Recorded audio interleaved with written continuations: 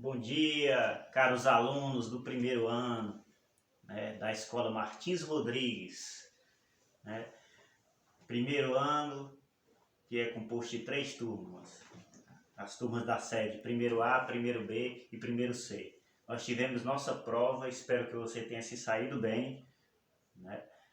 Independente se você tenha se saído bem ou não, é importante revisar as questões que caíram na prova. E é por isso que eu estou aqui com as respostas, para mostrar para vocês. Tomara que vocês estejam aí dedicados, em casa, protegidos. Vamos lá então. Primeira questão que caiu, das questões subjetivas, lembrando que eram 5 questões subjetivas e 5 questões objetivas. As 5 questões subjetivas estão desse lado aqui e as 5 questões objetivas estão aqui com as respectivas letras que foram corretas. Então, a primeira, ela pedia o quê? Era uma questão bem simples. Queria que você apontasse uma característica de um mapa ou carta do tipo o quê? Temático.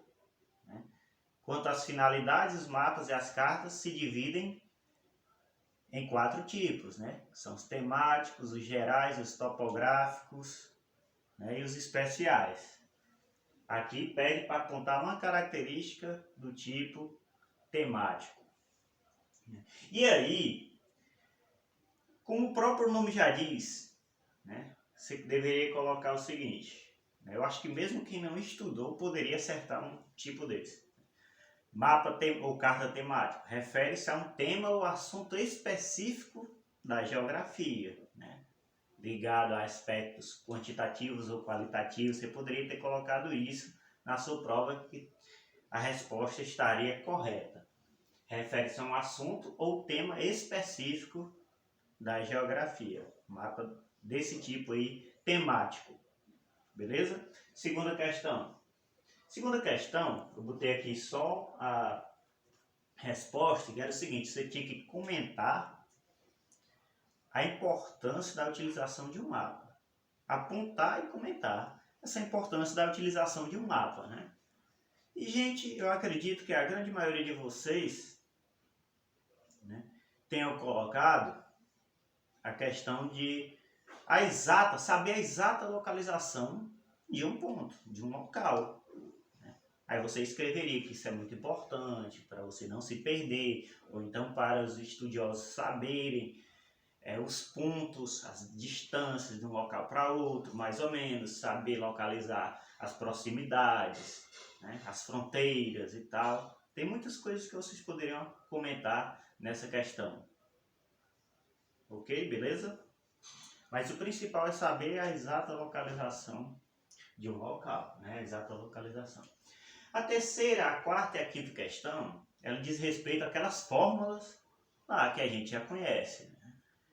O D grande é igual ao E grande vezes o D pequeno. O que seria isso, professor? Se você não assistiu àquela aula de revisão dos conteúdos, ou não leu o que tem escrito na página 54, então você não está por dentro ainda dessa fórmula, infelizmente, por algum motivo.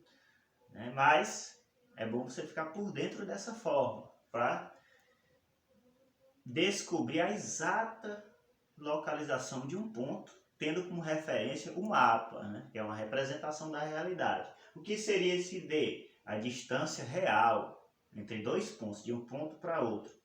A escala é aquela escala que o mapa utiliza para fazer a representação.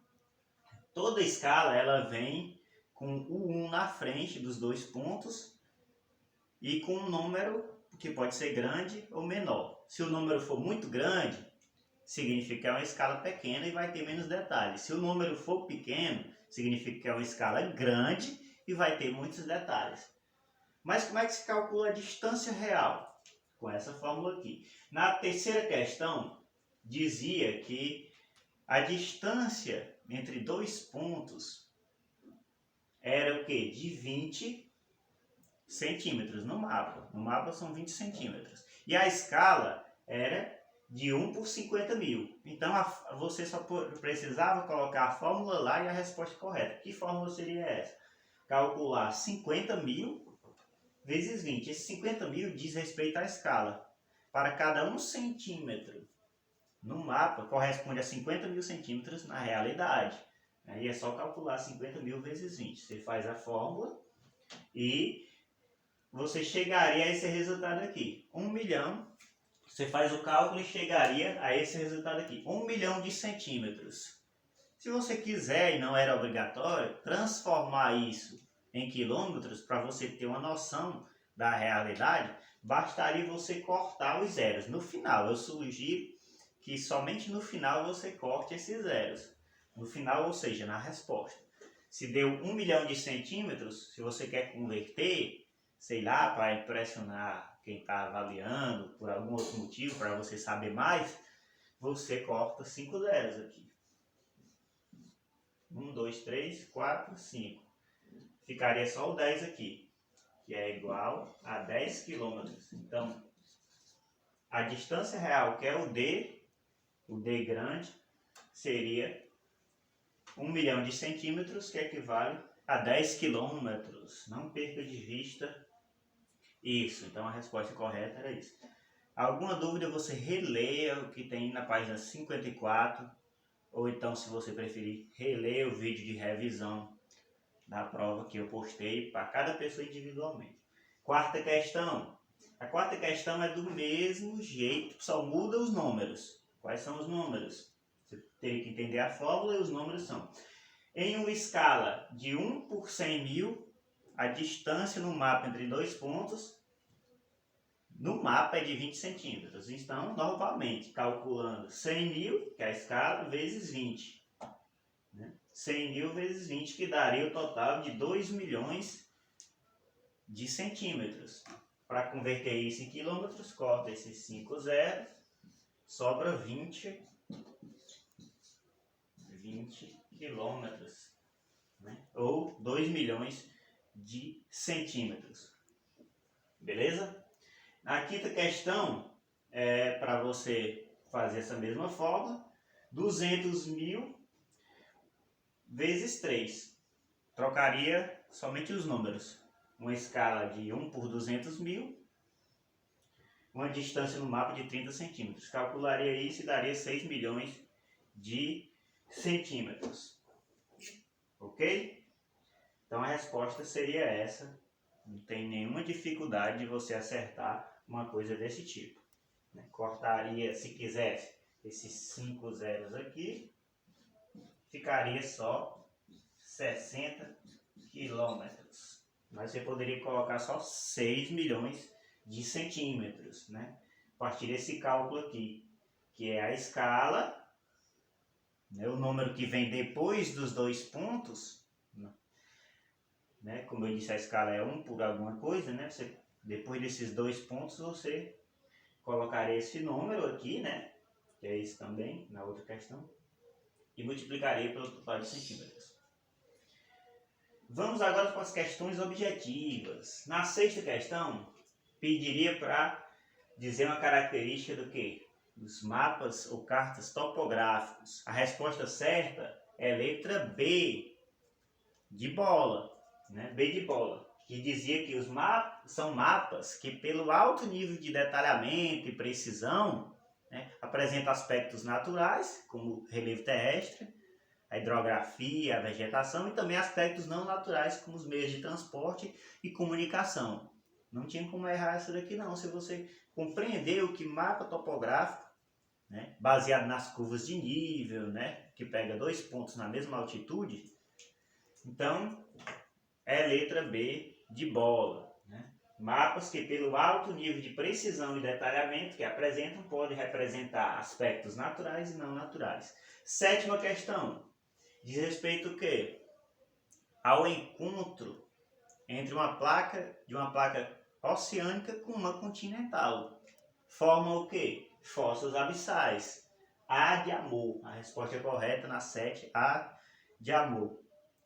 A gente sabe que nos limites convergentes existem 3 tipos. O encontro de uma placa oceânica com outra oceânica, o encontro de uma placa continental com outro continental, e o que pedia a questão era o encontro de uma placa oceânica com uma continental. Formam as fossas abissais, que são regiões bem profundas no fundo dos oceanos.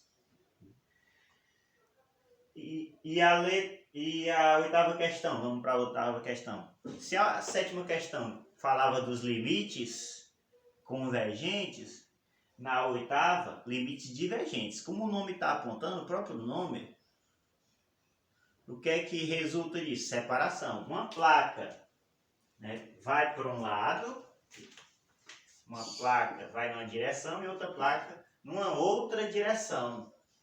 Portanto, acontece uma separação e aí forma um novo assoalho oceânico, né, preenchido por um novo assoalho oceânico.